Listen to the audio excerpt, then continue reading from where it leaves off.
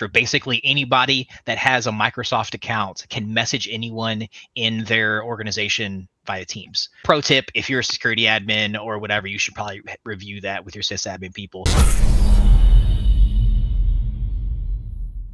All right. Hey, thanks for joining us today for our talk, Building Effective Pretexts. I am Senior Security Consultant Corey Overstreet, and I have with me Jason. I'm Jason Downey, security consultant at Red Siege, and I know we got a lot of really good stuff to talk about. Both Corey and I love phishing a lot, so building effective pretexts. Tell us how to pick some targets. Yeah, so usually when we're looking at a company, we've got a pretty set list of the targets that we would be going after first. Usually we're going to be getting on LinkedIn and looking for interns or new hires. These are the people that are the least familiar with how things work at an organization. After that, we would start looking at older employees, employees who are closer to retirement. Employees who are less technical. These would be, and I'm not picking on anybody here, but these would be the marketing people, the accounting, the HR, basically the VIPs that, they're not really VIPs technically, but they still have a lot of sway in the organization. Or we can just go scorched earth. We can just blanket the entire organization with an email. Or we can ask the client, hey, who are the targets we should be going after? A lot of times our clients are wanting us to demonstrate against particular people and kind of a selection from each department. Another good thing we can do is just send from not our main phishing domain, but from another domain, a non-spam blanket email so we can find out-of-office replies that may come in handy later, or we can start getting an idea of what the emails look for. But once we've kind of picked our targets, Jason, how do we get them to start interacting with our email? I love this piece of the phishing engagement because it's a good meat and potatoes of after you've picked your targets, and then you're kind of like customizing like this the stuff that's actually going to go in the content of your email.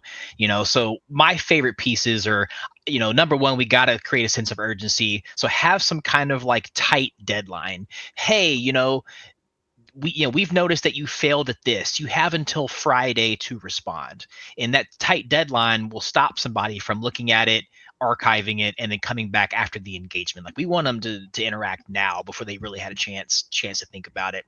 And give them the option to give them the reason that, hey, your account might be suspended, or you might lose access to something if you don't do this within X amount of time.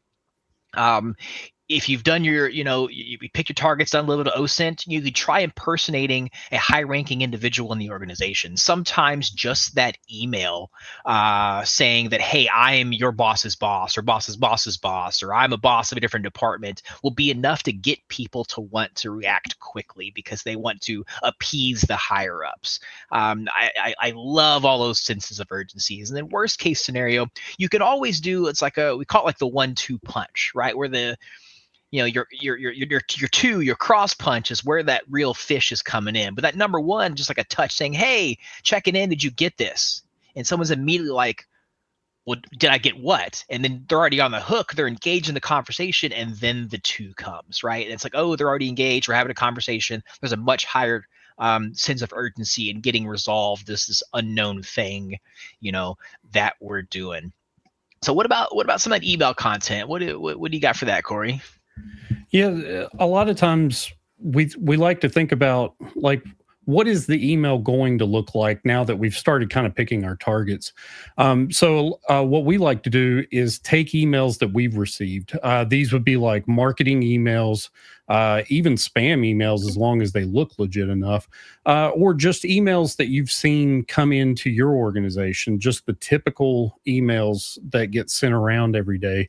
But if that email landed in your inbox, there's a good chance it'll land in theirs. Most email messages nowadays are literally just HTML and CSS. So if you can save that email, you can go in and you can edit it so that it fits your pretext.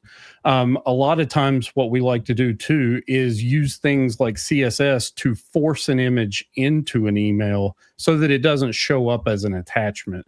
You can do this with base64 encoding, or you can do it with whatever tricks the original company used to get that image to load in your inbox. But there are other ways too, and a lot of the downsides here is you may not have all the ways to pass the sniff test there. So, Jason, what are some ways you get around that whenever you're trying to come up with a very targeted email? I mean, number one, if anybody who's out there who's interacted with me with in real life, like I'm very slang heavy. It's tough for me to come up with, like, if I'm pretending to be an HR person, I have a very difficult time putting together that professional language. So I would be perfectly honest, like I would just use AI for building some of those generated emails. I can pull up a prompt and I can say, hey, I'm an HR personnel and I am trying to convince members of my organization to fill out a survey by Friday that's going to better the state of our company. It's important that we have this partner organization, yada yada yada yada, and it'll spit me out a pretty nice template of things to say and how to word it and what jargon, quote unquote, to use to make me sound like I'm an HR professional. The same thing can be done with like a C-level person, or if you're pretending to be marketing or any of those departments. I just lean on AI a little bit for that. I do say that use some responsibility with AI. Like, don't be putting your clients' data into that and be like, generate an email from this. Yeah, we don't Oh, we don't like that exactly. too much. Yeah. Yeah. Another area that we spend a lot of time thinking about in that too is, what is the sending email address going to look like? In a lot of cases, you get a lot of automated messages that'll say no reply or system, things like that. And those are good because you can kind of reduce the amount of interaction you'll have from the user. They'll just click through it because it's the same old crap that they get every day. But we do like to think this is something that is going to be scrutinized, especially if a company is performing internal phishing. So we've got an example here where someone tried to phish someone and they tried to pretend they were American Express. But if you look at the email address, it's actually coming from a completely different country. It has nothing in that sending address has anything to do with American Express, except for the username that they chose at the very beginning there on the left. So, unless the user is just absolutely swamped or just not paying attention, something like this would probably just die right at the beginning, because they would be able to see right off the bat that this is not something that they want to interact with. Another big indicator that we run into are the email filters that get attached when emails come into an organization. We've all seen these a lot, especially if you get into an email chain with someone, where you'll start noticing that whatever email filters that they're using, whatever security products, are attaching something warning them that, hey, this person is not within your organization. So when you know that they've got something like this, it's a lot harder to impersonate someone unless you have a good backstory as to why you're doing that. So the solution that we like to use a lot is to come up with a backstory where we are an outside organization, but we are partnering with them, or this is something that we know their company uses, so we're impersonating that third party service that we know they may get these messages, but it's explained away by that interaction. But there are ways around these filter messages too, as in you don't really have to email. Jason, I'm sure you've got some really awesome examples of times where you don't even have to use email. Oh yeah, like one of my favorite things is when our clients have open federation, like with their teams, or basically anybody that has a Microsoft account can message anyone in their organization via Teams. Yeah, pro tip: if you're a security admin or whatever, you should probably review that with your sysadmin people. Don't let random people message internal users for your organization. So, because if I know a company has email filters and all these extra checks in place for email, and and whatnot, I want to skip that. So if I can just message someone like via Microsoft Teams directly, it's like, hey, it's not a normal phishing vector, so it's immediately a little bit more trusted, and it gives me a chance to like interact directly and quickly say, oh, hey, I'm this person, you missed this receipt or whatever, please click this link, try here, and it's coming over Teams. And yeah, Teams will say this is not from your organization, but it still seems legitimate because I know their name, I know their contact information. So obviously I got that from somewhere. They just assume it might have been somewhere internally. If you can get access to a company's Slack or their LinkedIn, if you know they work at a company and they're actively looking for a job, hey, I'm a recruiter, click this link, send me your resume. It's going to have you off by whatever they're using. Those are some great ways to contact people directly. And definitely don't forget about contact forms on websites. Because number one, it goes to salespeople, and salespeople are really hungry for contacts. So if you act interested in a company's product, they're going to try to reach out to you, probably via email. And then you can, we talked about that 1-2 punch, right? Hey, I'm interested. Yeah, you're interested. Yes, I'm still interested. Please review my something or other. Click this link. And then who knows what you can get out of them that way. Which really kind of leans me into some of our favorite persuasion methods. And my personal one, if you couldn't tell over the last 30 seconds, is enticement. I love to kind of like dangle that carrot, in front of, whoever's on the treadmill to get whatever and yada, yada, yada. Well, I guess it's a muffin if you're on a treadmill, right? That's what you're actually after, not a carrot. So I love, it's a good basic pretext, and I'll hit somebody with a survey. Hey, you work for our company. We want to know how we can do better. Please fill out this survey. But if you do, there's a chance that you're going to win an Amazon gift card. And the amount of people that would happily give up their credentials for the chance at an Amazon gift card is it makes you laugh and cry at the same time. We use that all the time. All the time. Another one that we did together, Corey, is we did an awards banquet, right? Where we said, hey, it was winter time and the holidays were coming up, and we saw on the news where they're having an awards banquet. Hey, RSVP for our awards forum, and you could pick your seating and only X amount of people. Click this link, fill this stuff out here. Those minute rewards to get people to. We talked about that urgency earlier to input their credentials. We love that stuff. And then definitely, accidentally sending the wrong thing to the wrong person.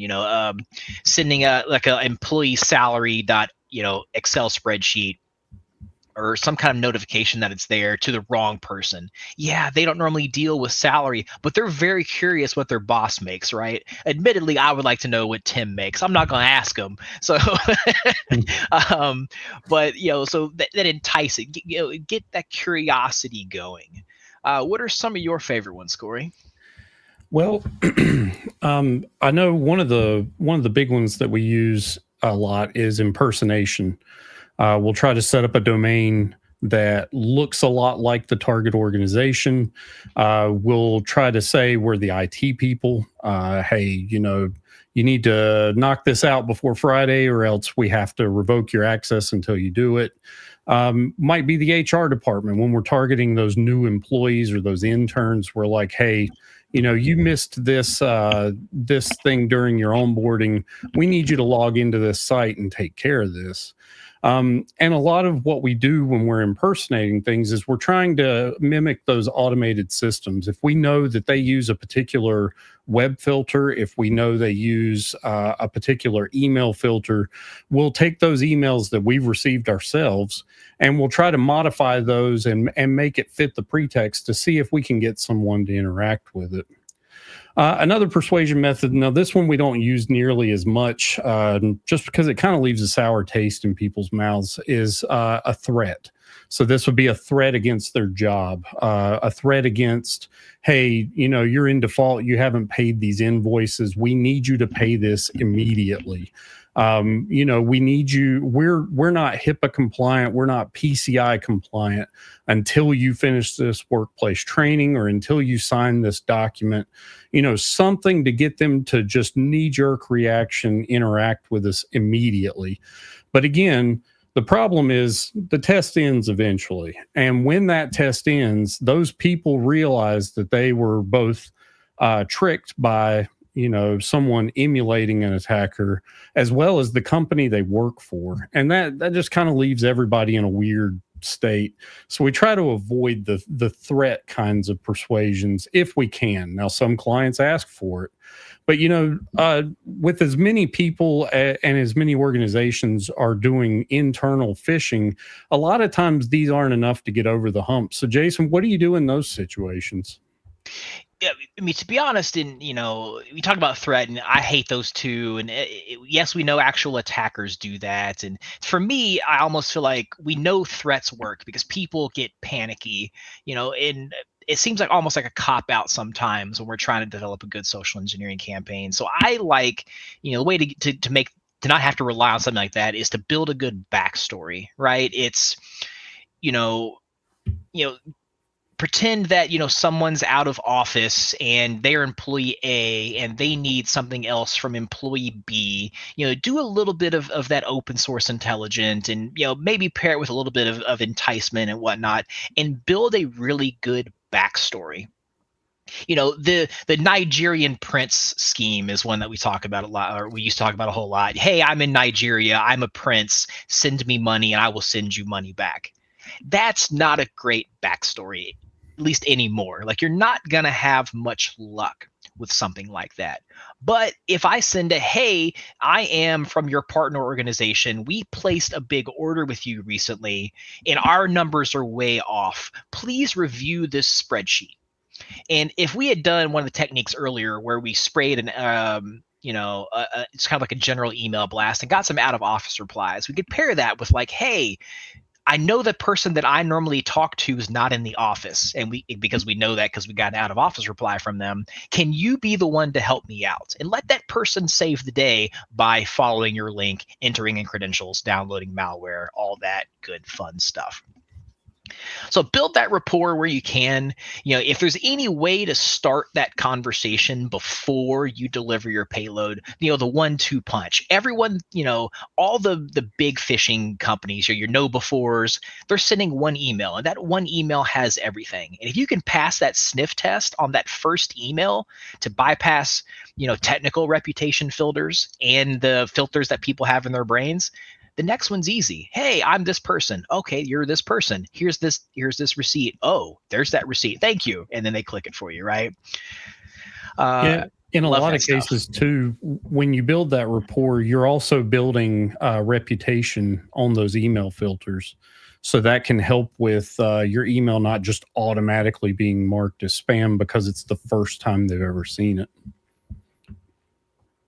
Well, speaking of that, let's talk technical for a minute. What's some good technical things that you've got when we're doing our pretexts and phishing and all that good stuff?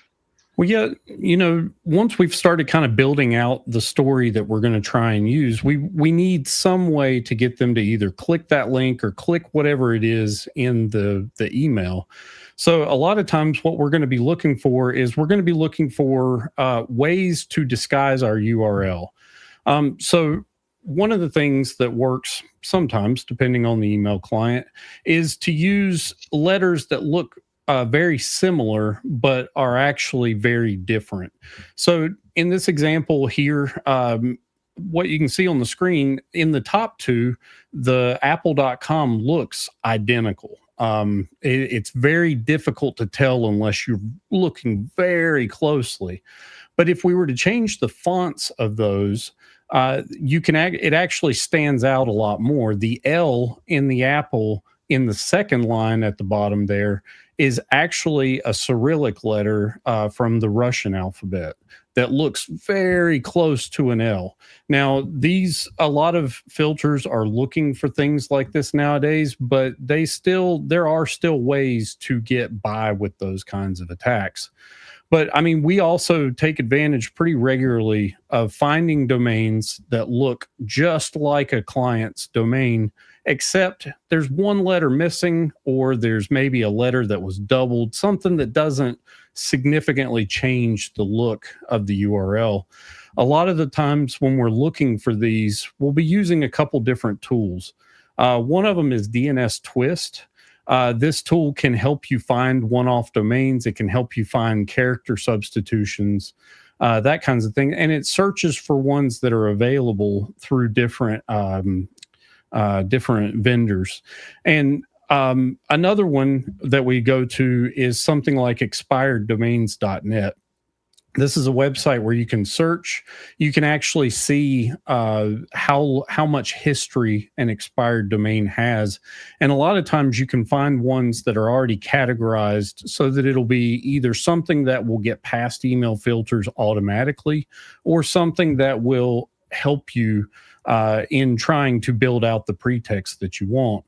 And just a side note, we'll have links down in the description after the video for anyone who's interested in following up with these tools. Another thing, once we have our domain, is we need a convincing subdomain. You know, it's very rare that you just get an email straight from the company, or excuse me, a URL straight from a company that doesn't have some kind of subdomain related to what they're emailing you about. If it's some kind of authorization portal, they may have the word auth or login at the beginning. If it's a company that deals in a lot of different geographic regions, they may have things like US1 or EU2 at the beginning. These are things that can help sell your story when someone's looking at that URL and thinking, I don't know if I'm supposed to have this or not. But there's a lot of other ways we can kind of build out that URL and make it look a little more believable, at least something to pass the initial sniff test. What are some other things that you like to do, Jason?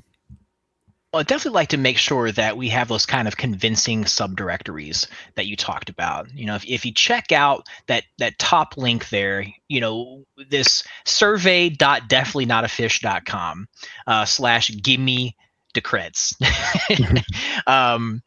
Ultimately, if we're sending from something like, you know, workplacesurvey.com or one of the things that we've used in the past, you know, it makes sense for there to be a subdomain that says like survey, or a subdomain that has like the client's, organization name. So it seems custom. It matches, the pretext and the content of the email that we've put together.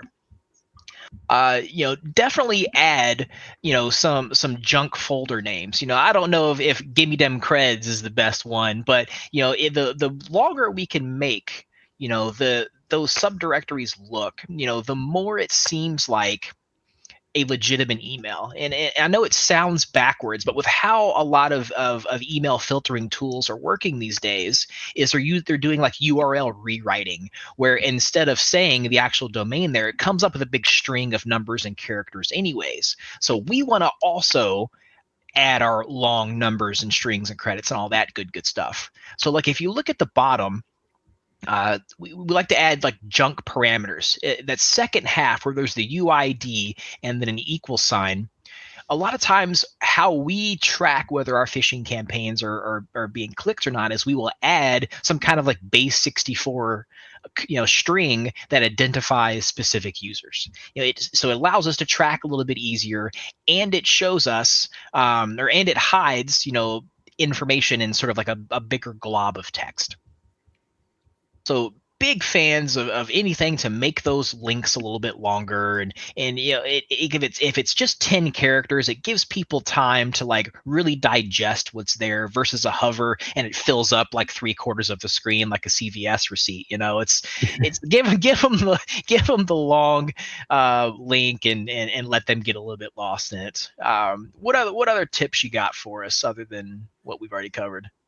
Well, and to add one thing to that too, I was a system admin for a little while, and a lot of the times when we had phishing tests where I was working, the users who clicked on the most things were the very long URLs, because they said they just quit reading. They saw that huge wall of just junk and they said, I'm not reading all that, whatever. And they just clicked it and moved on. Another big thing, and my wife was guilty of this when we first met, is if you can configure HTTPS on a website, that automatically in a lot of users' minds makes them think, well, this is secure. But I had to convince my wife at first that, just because it's secure doesn't mean anything. All that means is that the attacker got the information and no one else did. I said, you securely gave your password to a malicious party. Like that's all that was. And it took her a second, but then she realized that really didn't mean much of anything at all, other than when she submitted that, it was done in a secure way.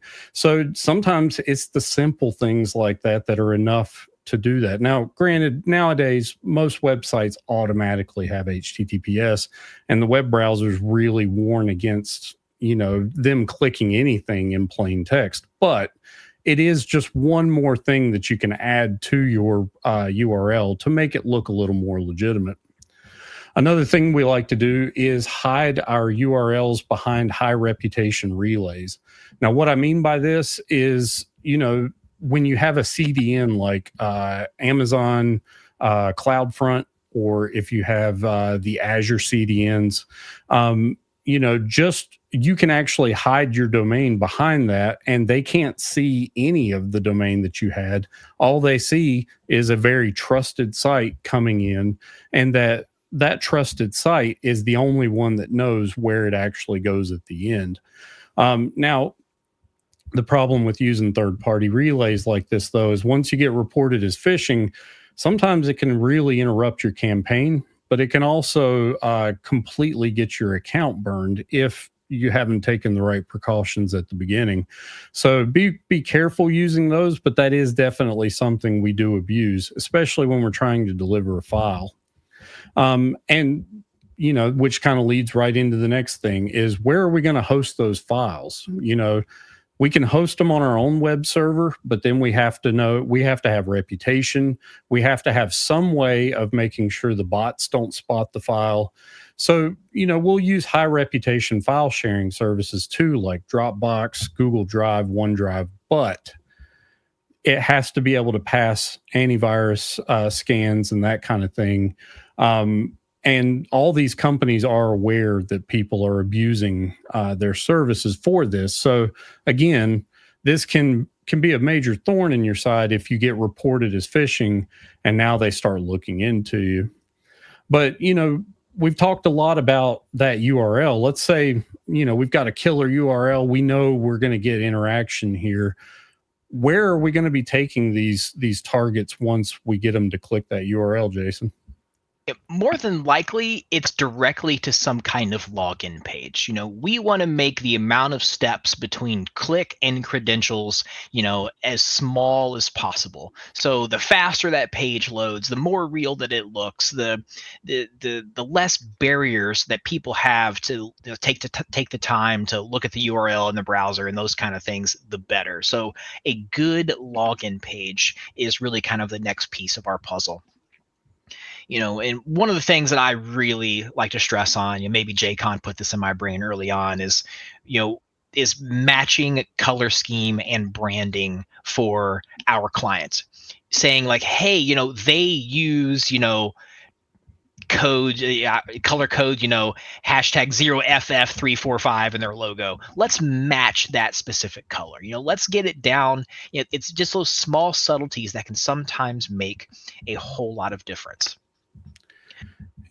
Yeah, so some of the tools that are built into web browsers like Firefox, you can actually go onto a company's website and just hover over different parts of the page, and it'll actually show you the exact color that's being displayed, as long as it was made in HTML. If it's in an image, it doesn't work the same. But that's a good way that I like to pull those colors.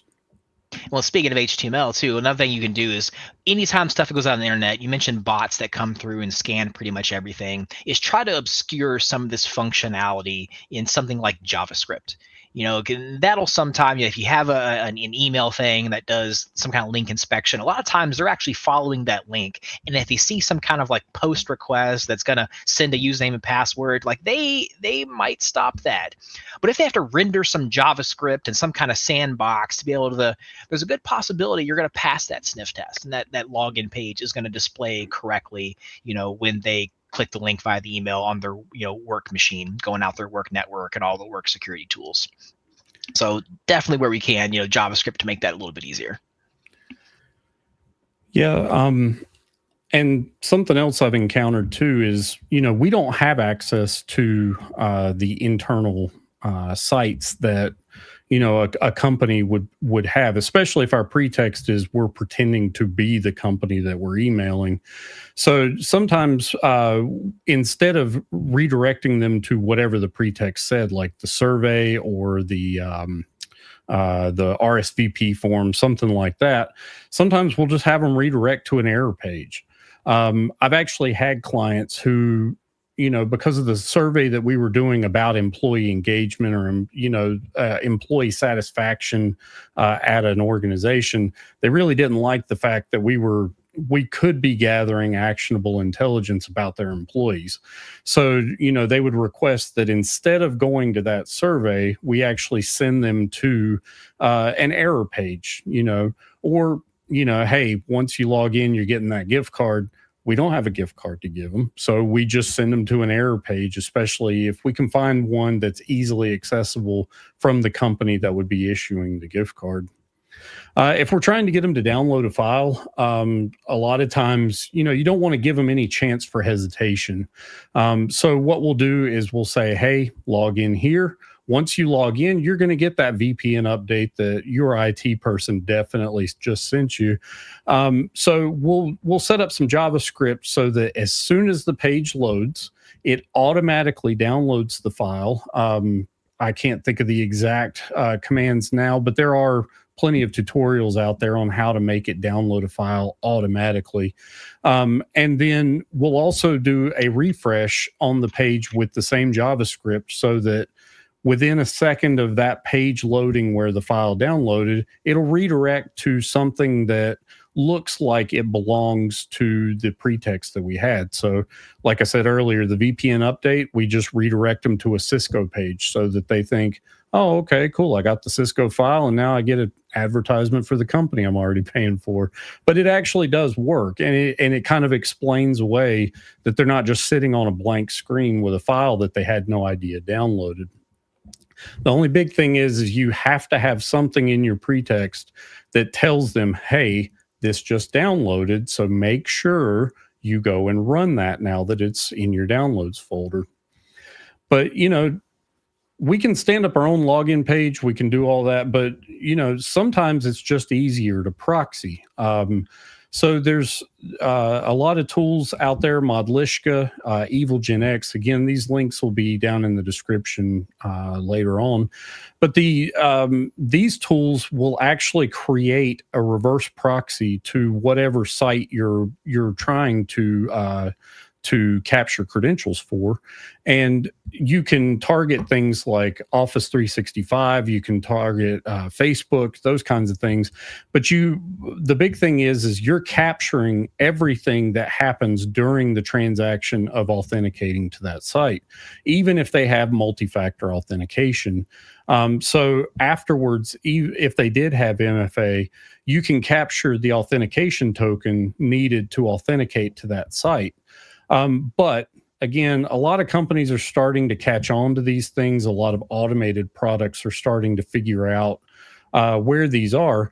So, Jason, do you have any tips on how to build out our own site instead of trying to proxy out to something else?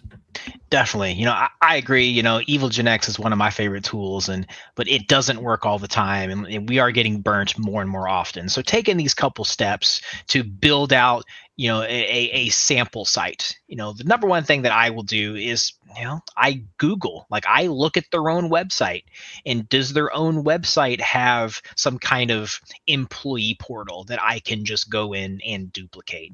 Have they done all the hard work for me?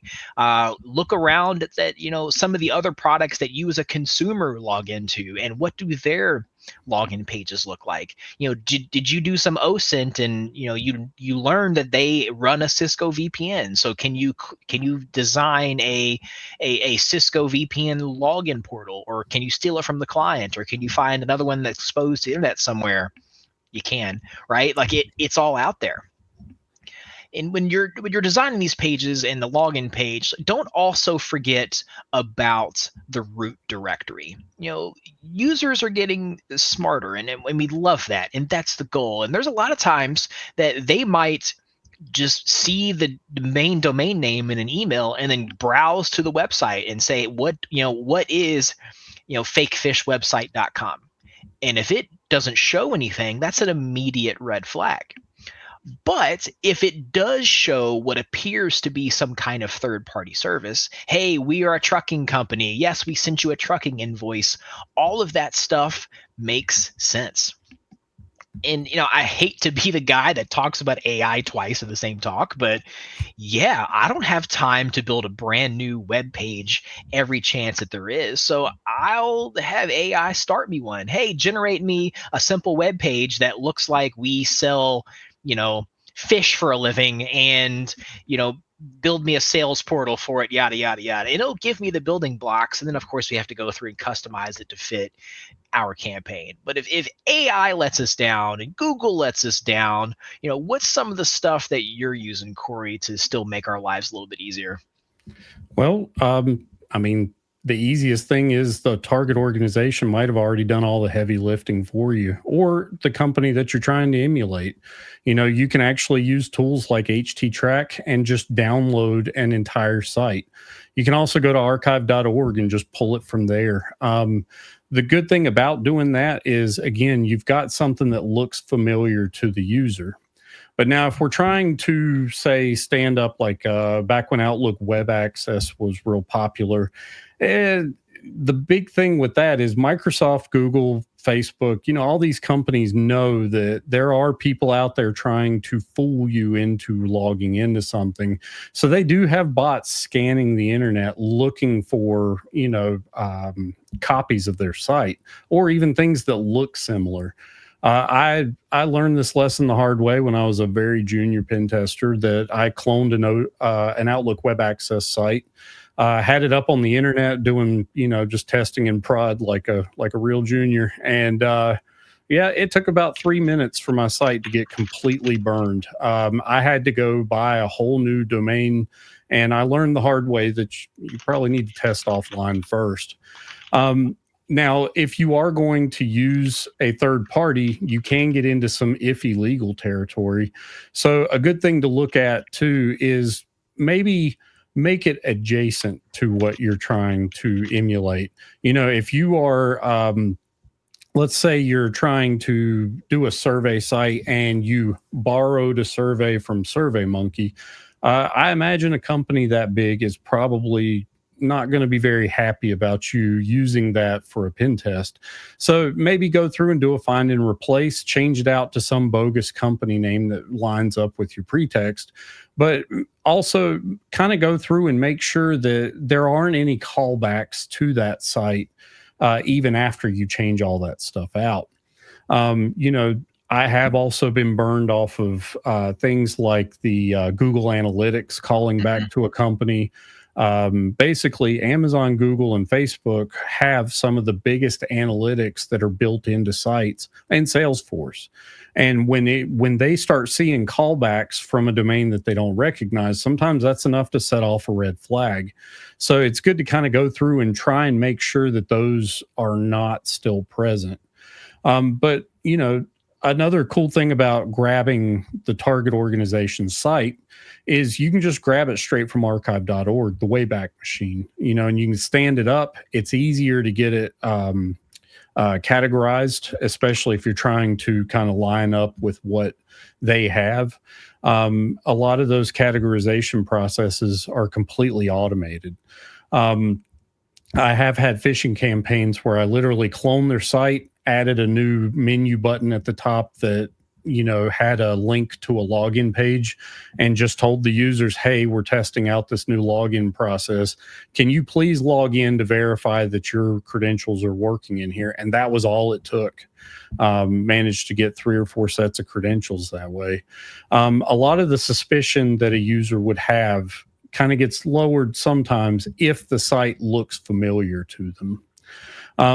One last thing I'll mention is a tool that we like to use a lot. It's an add-on for a browser called Single File. So when you download a website, when you download any kind of third-party website, there's going to be a lot of JavaScript. There's going to be a lot of images. There's going to be a lot of extra files that are not as easy to host, especially if those links don't get updated exactly right when you're hosting that HTML. What Single File does is it compresses it all into one single HTML file. So you can literally clone a site, throw that HTML up on a web server, and you've got everything all in-house other than the analytics. And it works perfectly. We use that a lot when we're trying to get categorization or just trying to stand something up to make sure it works.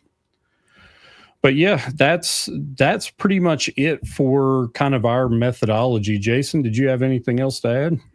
No, I think you summed up our last bit of tooling really well. Thanks for letting me join you today. I really had a great time talking about phishing and pretexts and all that good stuff. And for those of you out there, if you're not already and you want to talk to us more about building pretexts, Corey are available on Discord all the time. Pretty much check us out at redsiege.com/Discord.